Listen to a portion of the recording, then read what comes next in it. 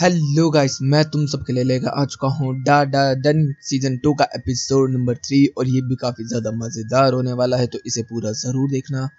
लेकिन गाइस उससे पहले 72% लोगों ने चैनल को सब्सक्राइब नहीं किया है, तो उसको भी ज़रूर कर लेना। तो अब ज़्यादा देरी ना करते हुए स्टार्ट करते हैं। Let's get started. तो एपिसोड की शुरुआत बिल्कुल वहीं से होती है जहाँ पिछला एपिसोड ख़त्म हुआ था, जिसके अंदर जीजी और ओकारू एक दूसरे से टकरा जाते हैं फुटबॉल किक के दौरान। यहाँ पर दोनों एक दूसरे से दूर हटते हैं, तभी वो कहता है कि अबे तू तो एक योकाई है, तो तू फिर इंसानों की मदद क्यों कर रहा है। तो यहाँ पर वो कहता है कि क्योंकि मुझे करनी है और मैं तुझको भी बचाऊंगा जीजी। फिर ओकारू जो होता है वो आयासे को अपने ऊपर बिठा के वहाँ से भागना स्टार्ट कर देता है और जीजी जो होता है इनको फॉलो करना स्टार्ट कर देता है। यहाँ से बहुत ही तेजी से मोमो बहुत ही तेजी भागता हुआ निकल जाता है। तभी ऊपर की तरफ देखने के लिए मिलता है कि तो ज़मीन के अंदर से कुछ फ्लावर्स निकले हुए हैं और वो कुछ स्प्रिंकल कर रहे होते हैं, बाहर की तरफ निकाल रहे होते हैं। तो यहाँ पर वो लोग सोच रहे होते हैं ये क्या चीज़ है।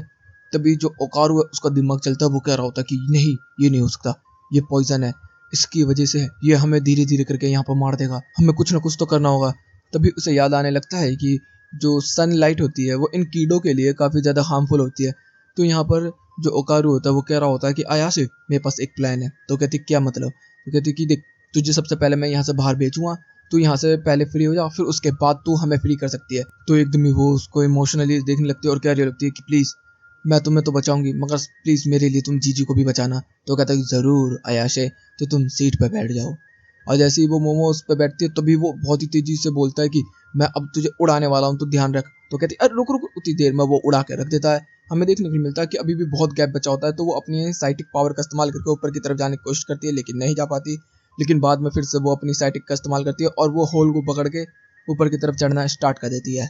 दूसरी तरफ इधर से ओकारू खुश हो रहा होता है, तभी यहाँ पे पल पल हो जाता सब कुछ और यहाँ पे जीजी आ जाता है और वो कह रहा होता है कि तूने उस लड़की को बचाने की कोशिश की ना, अब तू नहीं बचने वाला। इधर से ऐसे ऊपर की तरफ आ चुकी होती है और वो कह रही होती है कि मुझे जल्दी से जल्दी रस्सी ढूंढनी होगी, कुछ तो करना होगा, कुछ तो करना होगा। तभी उसे पर्दे दिखते तो पर्दों को फाड़ के उसने रस्सी बनाई होती है और वो बस 4 हाथ लंबी रस्सी बनी होती है और कुछ नहीं। तो वो कह रही होती है कि यार मुझे कुछ समझ नहीं आ रहा, क्या करूँ मैं। तो भी उसे याद आता है कि जीजी ने एक बार बताया था कि धूप में कीड़े जाने से ये मर जाते हैं। अभी ओकारू ने भी सेम बात बताई थी, तब तो इसे समझ में नहीं आई। तो फिर इधर से वो कह रही होती कि अच्छा ऐसी बात है। तभी वो वहाँ पर बहुत सारी किताबों को देखती है और वहाँ पर जाते गैस पे और वहाँ पर जला देती है। हमें पता क्या चलता है कि उसने पूरा घर ही जला कर राख कर दिया होता है और कहने लगती है कि यहाँ पर आग लगी, यहाँ पर आग लगी है। इधर से सीन बदलता हम लोगों को देखने के लिए मिलता है कि जीजी जो होता है वो अभी भी ओकारू के पीछे पड़ा होता है और अपनी फुटबॉल ट्रिक्स का इस्तेमाल करके ओकारू के ऊपर हमले पर हमला कर रहा होता है। लेकिन ओकारू की स्पीड काफ़ी ज़्यादा होने की वजह से अभी तक उसे बॉल एक बार भी हिट नहीं हुई होती है। लेकिन तभी पीछे से आकर वो उसको एक पंच लैंड कर देता है, जिससे कि वो पीछे हट जाता है। तभी वो उसके ऊपर हमला करता है ओकारू। तो वो ओकारू को पकड़ के घुमा के फेंक के मारता है और फिर से उसके ऊपर फुटबॉल ट्रिक्स का इस्तेमाल करके मारना स्टार्ट कर देता है। लेकिन अब जो ओकारू है वो बच ही रहा होता है, लेकिन आखिर में उसको एक बहुत बुरा पंच पड़ जाता है, जिससे कि उसका जबड़ा टूट जाता है। और फिर वो उठाता है, ज़मीन में काटता है, फिर 3-4 पंच और देता है और फिर उठा के दूर फेंक के मारता है। वो कह रहा होता है कि तू क्यों बचा रहा है उसे, वो तो इंसान है। तो वो कहता है कि मैं उसे ही नहीं, तुझे भी बचाऊंगा। तभी हम लोग देखते हैं कि जो जीजी होता है उसकी नाक में से खून निकलता है, तो उसको भी पॉइजन के बारे में पता चल जाता है। तो वो कहता है कि अच्छा ये मुझे मारना चाहता है। तभी वो ओकारू के आसपास पूरा घर भर बना देता है, एक छोटा सा, जिसके अंदर आत्माएं तैर रही हैं, जिसके अंदर ओकारू जो होता है वो बच के निकलने की कोशिश कर रहा होता है, लेकिन वो उससे निकल नहीं पा रहा होता और वो उसके अंदर यादों को देख पा रहा होता है लोगों की। तभी जीजी जो होता है वो चलता हुआ आ रहा होता है, वो कह रहा होता है कि तू इससे बाहर नहीं निकल सकता, लेकिन मैं इसके अंदर ज़रूर आ सकता हूँ। और वो उसके अंदर आ जाता है और वो कह रहा होता है कि अब तेरे भागने का कोई चांस नहीं है ओकारू। और भाई वो सीधा उसके मुंह पर घुसा, ओकारो की बत्ती गुल।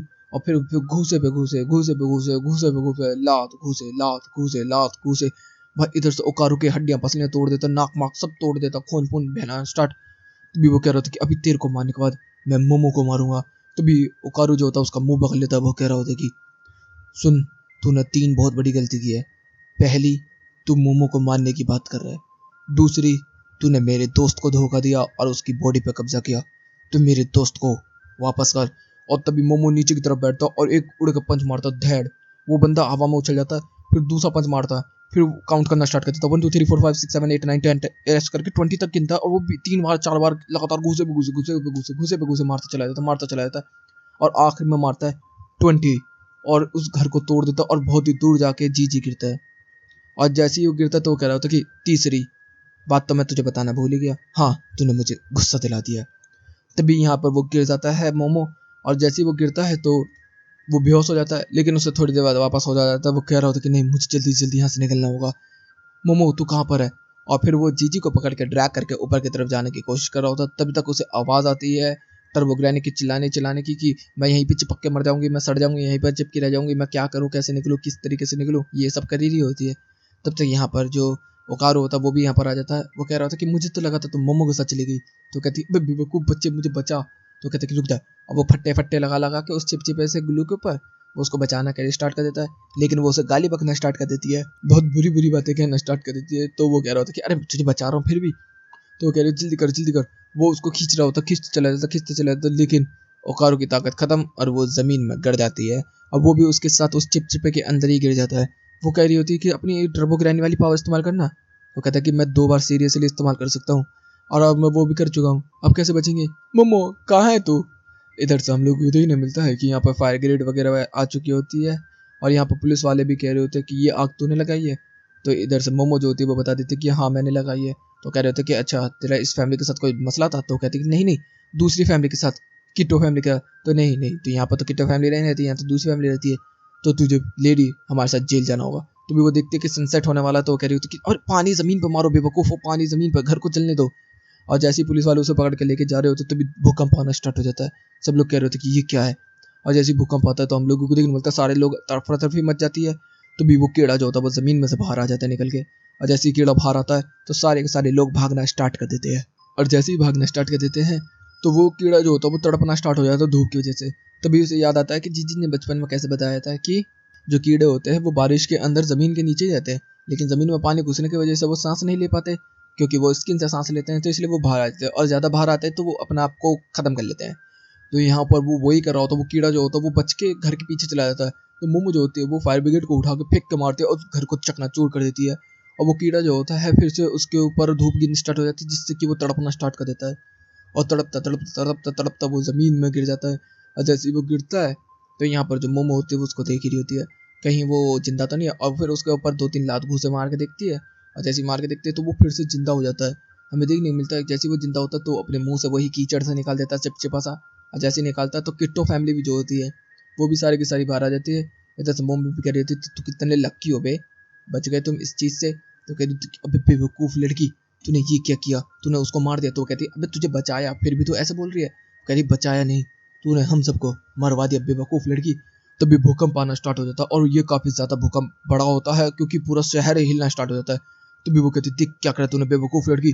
तभी हम जो माउंटेन होता है उसको देखते हैं, और यहाँ पर वॉल्केनो एरप्ट हो जाता है, और यहाँ पर ये लोग देखते ही रह जाते हैं, और यहीं पे ये एपिसोड भी खत्म होता है। तो गाइस वीडियो अच्छी लगी तो वीडियो को लाइक कर देना, चैनल को सब्सक्राइब कर देना, कमेंट बॉक्स में अपनी प्यारी प्यारी बातें भर देना। Okay guys bye bye, thank you for watching.